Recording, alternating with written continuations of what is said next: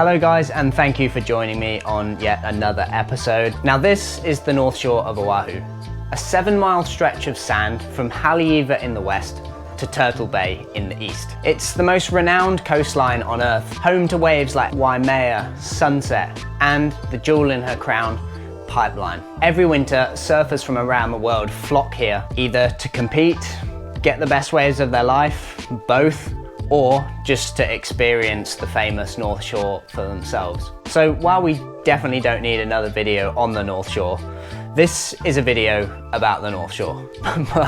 but hear me out. In today's video, we're gonna dive into the darker side of the North Shore. The stuff you generally don't see on your Instagram feed and the stuff that the mainstream surf media kind of hushes away a bit. But before we sink our teeth into that, let's take a quick history lesson.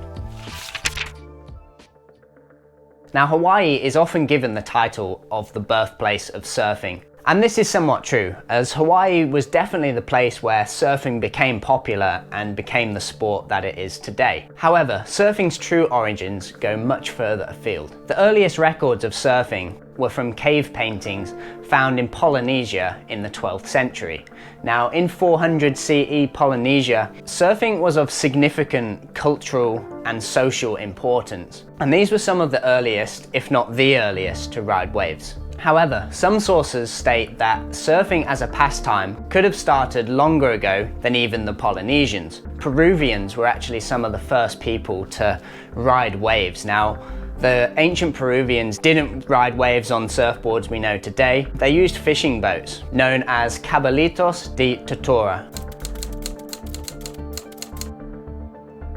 Now, eventually, the Polynesians from modern-day Tahiti sailed from Polynesia to Hawaii in canoes, using only the stars and the ocean currents for navigation. And it was Hawaii where stand-up surfing came to be, and where surfing became known as the sport of kings. And while the ancient Hawaiian kings and queens certainly practiced surfing, it wasn't just kings and queens that rode waves. In Hawaii, wave riding was for everyone, from kings and queens to warriors to women to children. But unfortunately, over the next century, Hawaii went through a rapid transformation, and not in a good way. And in a drastically oversimplified version of history, went as follows. In 1820, the first Christian missionaries arrived in Hawaii. And by 1850, Hawaii's population declined from around 300,000 to just 70,000 as a result of the disease that the missionaries brought with them. 40 years later, in 1890, Queen Liliuokalani was imprisoned and forced to abdicate her ruling. And then in 1893, American colonists overthrew the Hawaiian kingdom and established the Republic of Hawaii. Then in 1898, Hawaii was annexed by the Americans and became the 50th US state. So with this colonization, surfing unfortunately lost a lot of its cultural relevance in Hawaii. But it didn't completely disappear. Through the 1900s, surfing made a resurgence, and this is where surfing really started to grow as not just a pastime, but more into a sport. Surfboards got smaller, and surfers began to ride waves more radically. Then came the Duke. Duke Kahanamoku was, and still is, an iconic figure in Hawaii. He was an excellent surfer and an Olympic swimmer who helped popularize surfing not just in Hawaii, but around the entire globe. In fact, the Duke was the first person to introduce surfing to Australia when in 1915 at Freshwater Beach, he demonstrated his unusual but very impressive wave riding skills in front of amazed locals. So back in Hawaii, surfing grew and grew, and surfers began to surf more radically and started pushing the limits in what could be done on a wave. Legendary figures like the Duke, Jerry Lopez and Eddie Aikau were just some of the names at the forefront of pushing the limits in the ocean. Then came Pipeline, and this is where the term pushing the limits really came into its own. While there's so many amazing waves on the North Shore, Pipeline was just a different beast. It was scarier, more hollow, more powerful, more dangerous.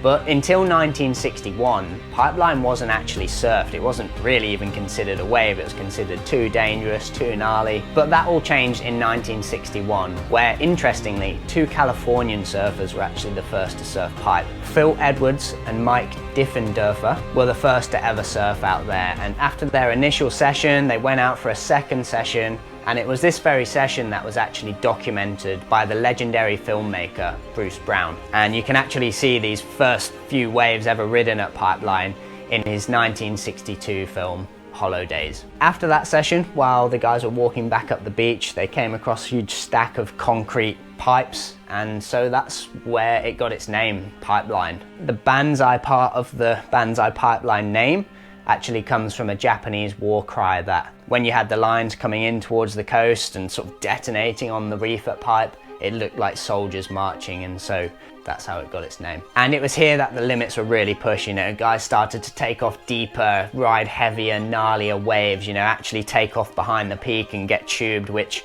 on the boards that they had, like back in the day, was just a crazy like feat. Like imagine doing that now. I mean, I guess they weren't surfing like guys are now, but yeah, still a crazy feat like back then to be the first to surf waves like that radically. So you had this crew of now legendary figures pushing the limits at Pipeline and what could be surfed. And to be honest, this wasn't just Pipe, it was happening all over the North Shore. You still had spots like Waimea that on the right day, the right swell was a crazy wave, you know, the OG big wave spot. There was nobody else riding waves like that back then. It was the local Hawaiians that really excelled out there and were the best guys when it came to heavy, dangerous waves of consequence. And that brings us to the 1970s, where surfing really started to become popular in Hawaii. So these amazing, scary waves on the North Shore began to attract surfers from around the world who wanted to push their own limits and test themselves against what eventually became known as the proving grounds. With this influx of foreign surfers, the locals felt that themselves and their waves could be under threat. And this threat came with particular velocity from a group of Australian and South African professional surfers. These guys are now legendary figures, you know, we're talking Wayne Rabbit Bartholomew, Mark Richards, Peter Townend, Ian Cairns, Michael Thompson, you know, all of those like top guys from back in the day. And they came to the North Shore and just wanted to surf those waves as good as, if not better than anyone else who surfed them. And so they did just that. They came and charged, and they surfed Pipeline and Sunset and Waimea and just wanted to go harder than anyone. And from a Hawaiian perspective, the locals saw this as disrespectful and even insulting to their culture. And so, as you'd expect, when they returned to Hawaii for the following winter season, they had a pretty hard time. They received regular death threats, they received bullets in the mail, and yeah, were basically constantly looking over their shoulder while on the North Shore. Back then on the North Shore, you had a group of guys called Dahui, or the Black Shorts as they became known, and these guys terrorized the North Shore of Oahu. They protected local spots and demanded respect from anybody visiting the North Shore, and most importantly, they ensured that the locals got the best waves first. But to do this, the Black Shorts used methods that was localism on a whole other level. And because of this, the North Shore was gnarly and dangerous like back in the day, not just in the water, but on land as well. Back in the day, if you were surfing a certain spot on the North Shore and the boys paddled out, you had to get out. So some days you could be having a really nice surf all by yourself, going, oh man, this is brilliant. And then suddenly you see all the Black Shorts come out, you'd have to just go in. You got no other choice. Some spots you couldn't even surf. Velzy Land, which is known as V-Land, so you couldn't even paddle out. And one of the most famous stories comes from Rabbit, where he was surfing Sunset once by himself. Suddenly he was surrounded, and because of something that he said in a magazine the previous year, they kicked the shit out of him and they knocked out all of his teeth. So yeah, pretty crazy story. And if for some reason you haven't seen the amazing documentary Busting Down the Door, it's a really cool documentary that goes into that sort of side of things in way more detail. It's a pretty legendary film. Now, I've got to be careful what I say here really, but back in the day, they used to put a lot of pressure on sort of magazine editors and anyone that was in control of the surf media to give Hawaii like a favoured amount of content, like in terms of photos and coverage of the local Hawaiian surfers, and ultimately made sure that Hawaiians had healthy sponsorships. There's a pretty mad book by a dude called Chas Smith called Welcome to Paradise, Now Go to Hell. which dives a bit deeper into sort of this North Shore underworld and goes into a lot of stories that I can't really mention here on YouTube. Now, the Black Shorts were notorious and they gave the North Shore this reputation of fear and danger, but eventually its members did disperse. But then in the early 2000s, another Hawaiian enforcement surf gang cropped up, and these were guys originally from Kauai, known as the Wolfpack. So the Wolfpack were formed to sort of protect the North Shore that had now become so famous and so overrun with sort of foreign surfers, and you had this like crazy place where it was so busy all the time and the waves were so dangerous that you did kind of need some sort of localism and that hierarchy to make sure people didn't get hurt and to make sure that the locals did get the best waves first. And that's what the Wolfpack did, you know, they regulated shit on the North Shore. So yeah, while you could say that having the Wolfpack there and making sure that the hierarchy was followed and locals got the best waves is localism, which it is, and extreme localism at that, it did sort of make sure there was some safety and someone making sure all these rules were like followed on the North Shore. But at the same time, they certainly instilled fear into anyone who wanted to go and surf on Oahu, and you definitely didn't want to get on the wrong side of them, that's for sure. Through the 2000s, the North Shore was still a hardcore place to visit, and I've heard so many stories of like gnarly shit going down on the North Shore that a lot of it I can't really mention on here. But yeah, you definitely didn't want to go there and piss anyone off. Through sort of the 2010s and later on, you know, it did get safer and the localism eventually did become less violent. So you still have localism on the North Shore, but it's much more friendly than it was back in the day. That said, it's still the only place in the world that I've seen somebody get punched in the head during a surf session. I've told this story before in a different video, but if you haven't heard it, basically I was surfing at Rockies one day and this local guy like burnt this sort of grom. He looked like 18, 19 years old, and the local just burnt him. They both sort of surfed the wave, the grom just carried on behind him.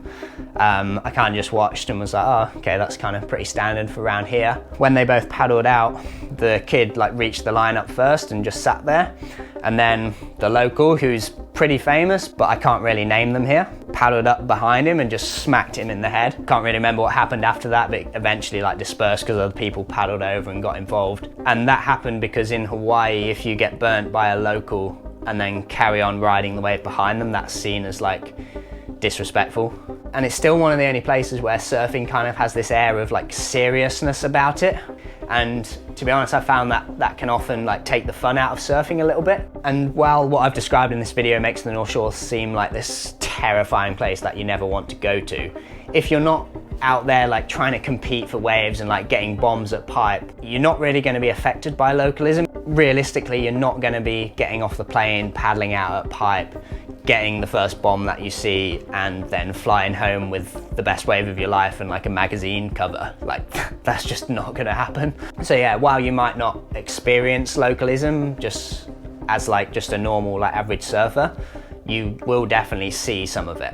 But yeah, I hope this video has given you a bit of an insight into the history of surfing in Hawaii and what the North Shore was and is like today. If you've any stories from the North Shore back in the day, 70s, 80s, 90s, even through the 2000s, I'd love to hear them. Thanks guys for watching, super grateful for all of your support as always. I'm actually going to be taking a little bit of time off YouTube now, just over sort of this Christmas period, to try and up my game a little bit in terms of like video production. So I'm going to take some time away to study and just relax and get some waves, do some trips, and I look forward to sharing more videos in the new year. So thanks as always for the support. For now, it's goodbye from me, and I'll see you in the next episode.